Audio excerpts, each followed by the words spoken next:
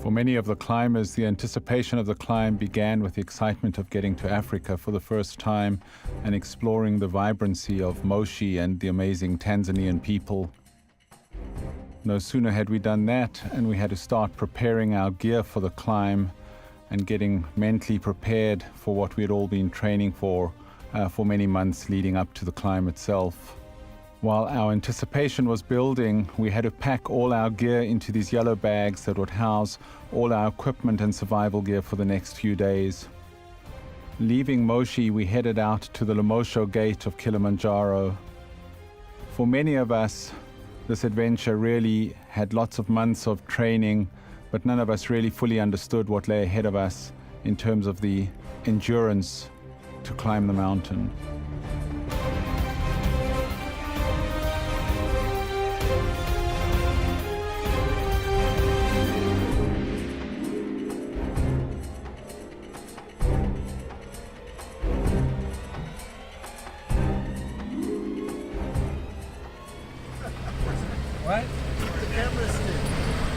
Our adventure began with a rather difficult and tricky ride to the gate along roads that certainly epitomized the worst of African roads.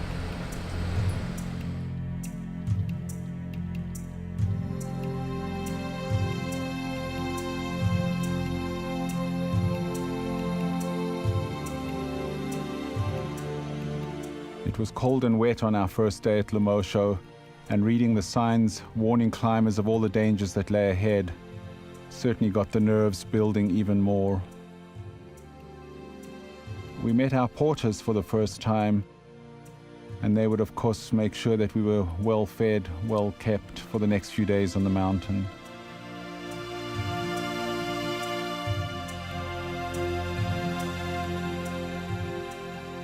I certainly remember feeling a great degree of anxiety as we were tying our boots and gaiters for the first time, knowing that we were about to embark on a journey of a lifetime.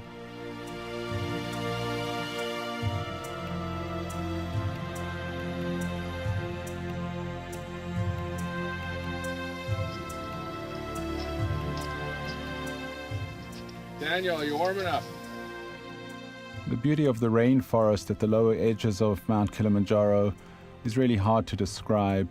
It's hot and humid, very dense with vegetation, but awe-inspiring with the simple beauty around us.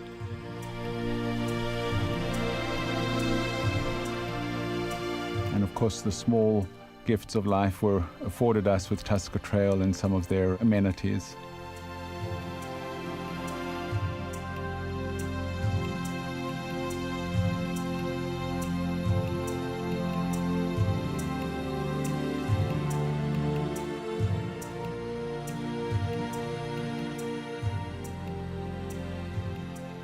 Just having some hot chocolate here in, I guess, our dining tent.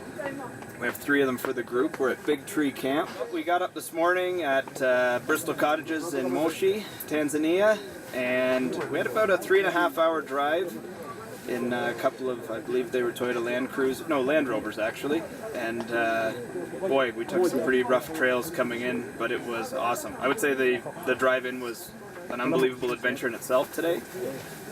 We got set up, we got our gear on, and it's about, I guess it's probably about 10 after 5 local time, and we're just getting ready to eat some dinner. We're just having some Milo popcorn, some biscuits, and we're all sort of hovering around a propane lantern in here. Oh, the Land Cruisers, you know, they talk about rugged roads. These roads are just like, they're not roads.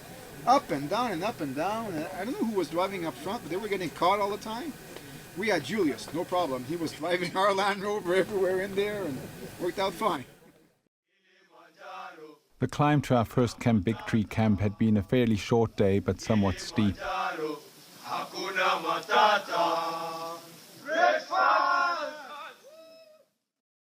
We had a great sleep.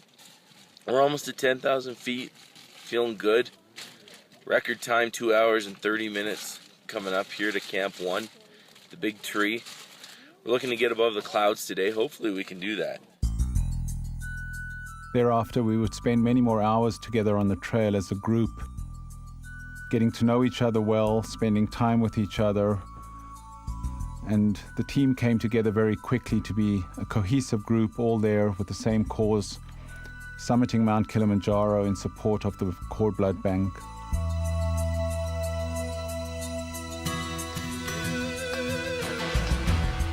A lot closer. A lot closer. No, a lot closer. Come on. Come on. A lot closer. The smiles that we all had at the various times along the mountain don't fully tell the effort that was being expended and perhaps the nerves that were underlying for each of us as we got higher and higher up the mountain.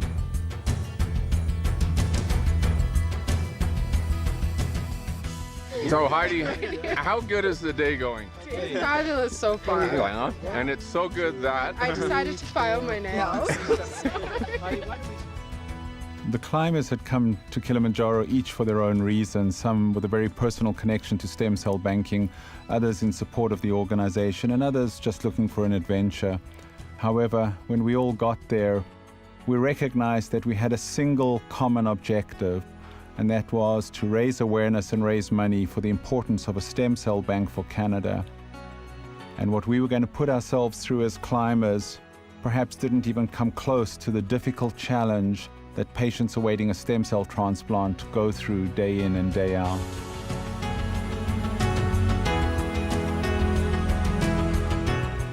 We're sitting here at the camp, Shira 1 camp at the end of day 2. We are sitting at 11,500 feet. Today was about a 6-hour hike, some very, very steep terrain. And we were going, as they say in Swahili, pole, pole, slowly, slowly.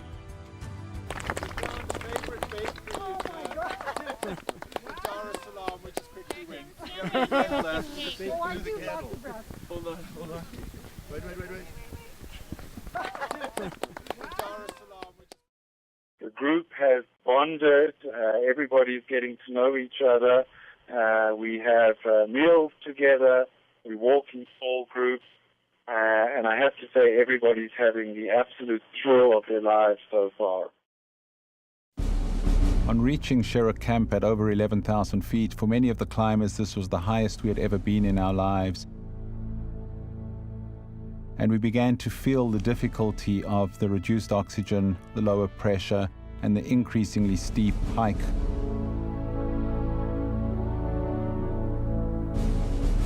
Spirits were still very high, but clearly it was getting harder and harder with each passing hour to persevere and to recognize what was needed in reserve to still get to the top. The scenery along the Lemosha route is quite dramatic, starting with the beauty and awe-inspiring size of the rainforest to the vast Shira Plateau, with the alpine desert and the constantly changing vegetation. The higher we got, the more arduous each step became, the colder the temperatures became, and the more welcomed each break for meal or rest breaks.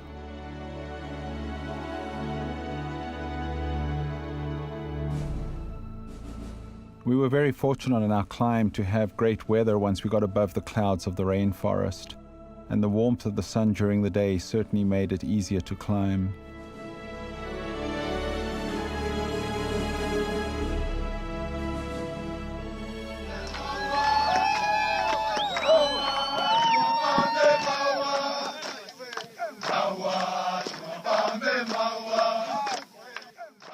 Arriving in camp after many hours of difficult hiking, to be greeted by the singing cheers of the Tusker crew brought tears to many of our eyes and made the emotion of what we were doing that much more real.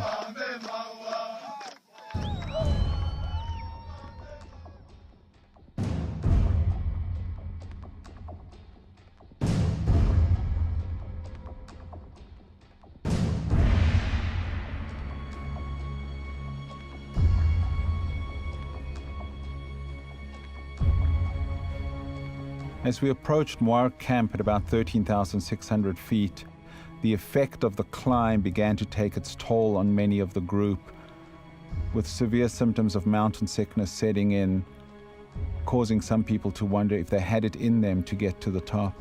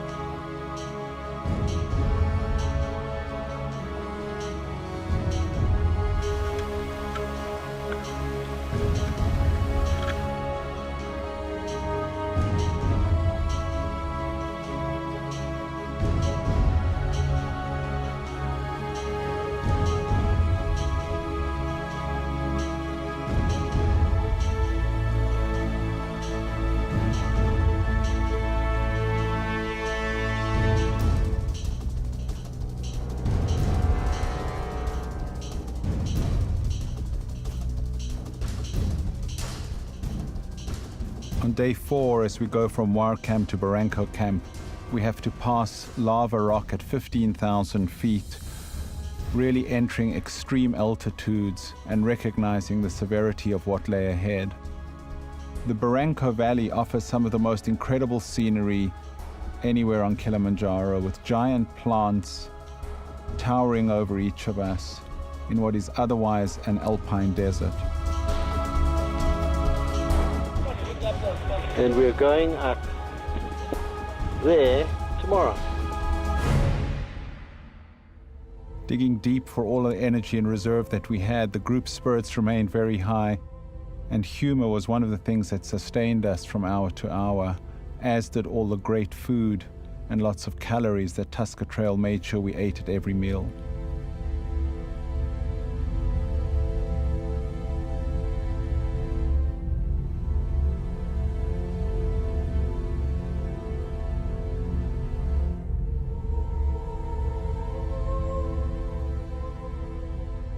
Next, we had to face the Barranco Wall, perhaps the most difficult and challenging part of the climb up Kilimanjaro.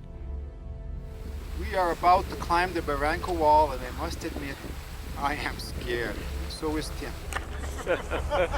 No kidding. Okay, I hope we can see at the top.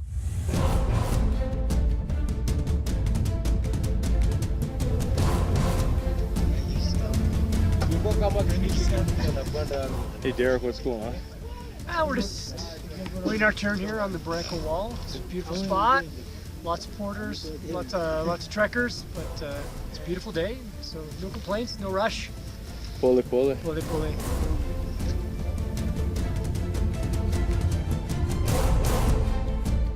Although only about 800 feet in vertical distance, it takes more than 2 hours to climb the Barranco Wall, given the narrow ledges, the amount of traffic, and the precarious nature of that climb. Getting to the top of the Barranco Wall is almost a feat unto itself, not recognizing, of course, that what lay ahead was still several more days of difficult climb to get close to the summit.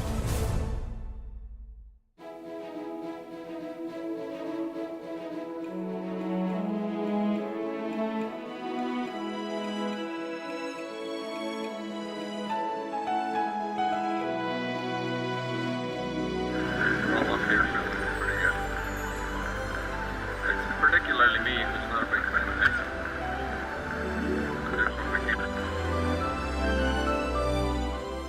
this. Every step forward was an opportunity to celebrate and recognize what had just gone behind us.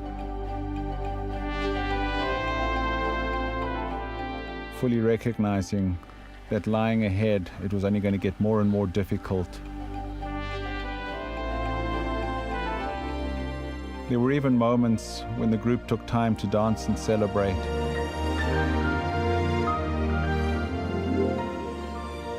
And enjoy the fantastic scenery that lay around us.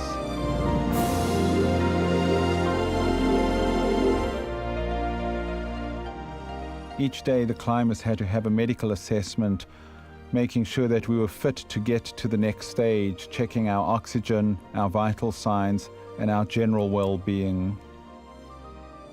This was important because although every climber wanted to reach the summit, none of us was prepared to put ourselves in harm's way doing so.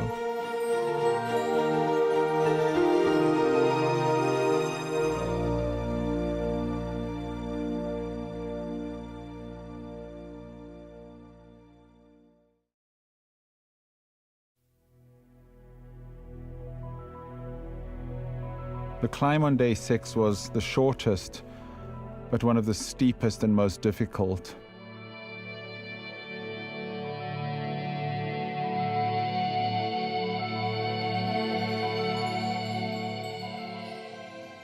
And of course, in each of us was building the significant nervousness and anticipation that the next day would be summit day, and it all was going to come down to this.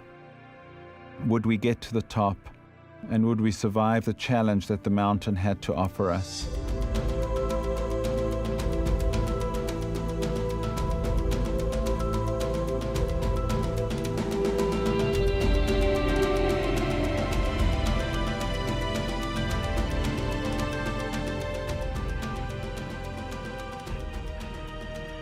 Only about half of all the climbers who attempt to summit Kilimanjaro successfully make it to the top. We felt we had the best guides, the best medical care, and all the necessary training behind us. Yet none of us really knew whether the last day would take its toll on us or not.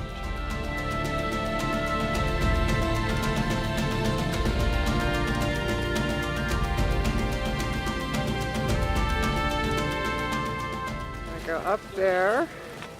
I'm going to keep going along that ridge up to Stella Point, which is in the fog, have lunch, and then an hour around Behind the glacier to Uber Point, and then back down either to Crater Camp or to this camp. In one day. Summit day began in the wee hours of the morning. Wearing our warmest layers of clothing, we began the long haul up. My group going up on the last day to the summit. This is to show you how slowly we walk. Pole pole, frequent stops. It's a pity they're stopping while we're taking the video. I wanted to really just show you the pace at which we ascend in order to stay with enough energy and enough breath, enough strength, and acclimatize slowly as you go up. Pole pole and frequent stops were going to be the only thing that helped us get to the top.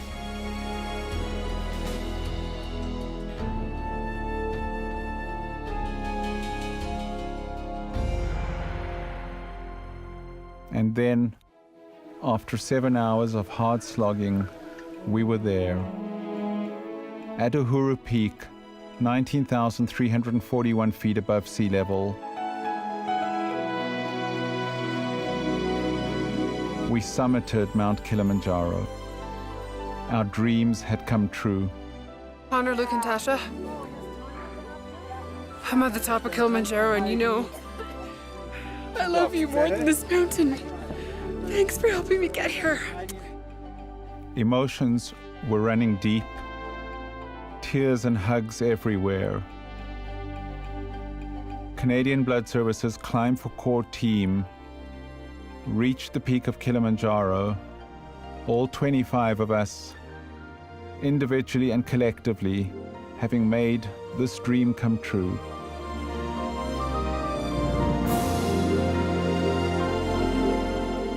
Hi, it's Graham Scher. I'm at the summit of Kilimanjaro, 19,341 feet above Africa. The Climb for Core team has made it to the top after 7 hard days of slogging up the mountain. We have achieved our goal of not only raising the funds for the cord blood bank, but raising awareness about the importance of stem cell banking, and in particular the need for a Canadian cord blood bank. The receding glacier and the beauty at the top of the mountain cannot be easily described.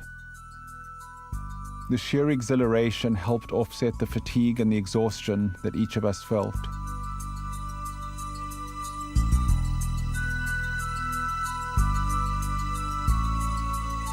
Those of us that were well enough stayed at Crater Camp, 18,900 feet above sea level.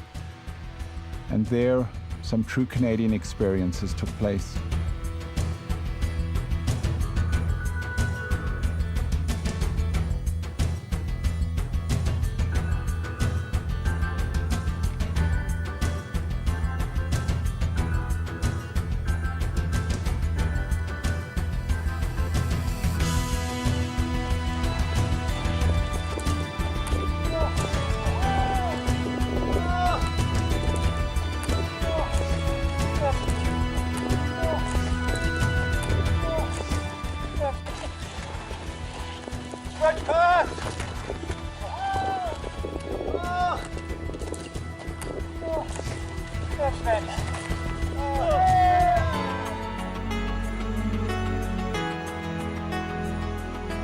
Welcome to Hockey Day on Mount Kilimanjaro. Canadian Blood Services climb for cord. Yesterday we summited. Last night we spent the night in this beautiful crater. So we have a little R&R time. And what do Canadians do anywhere in the world when they get together and they have some spare time? They play hockey. So we just had a great hockey game, a road hockey, mountaintop road hockey game. And we have set a world record for the highest mountaintop road hockey game, all in support of Climb for Cord. While celebrations of summiting had happened, what lay ahead for many of us was in some ways the more difficult part, and that is getting down, facing 2 days of very steep, slippery descent, lots of hard work on the knees and legs, but ultimately, the success of having summited is what helped us. Hakuna matata. Hakuna matata, hakuna matata, hakuna matata. Having successfully summited and working our way down the mountain, we began to realize what we had just achieved was not only a climb up the mountain, but an enormously successful fundraising campaign, having raised over $350,000 toward the Public Cord Blood Bank for Canada. We had done it. Each of us had summited. We had exceeded our fundraising goals. And the celebration that greeted us at the bottom of the mountain was a vindication of the effort we had all gone through.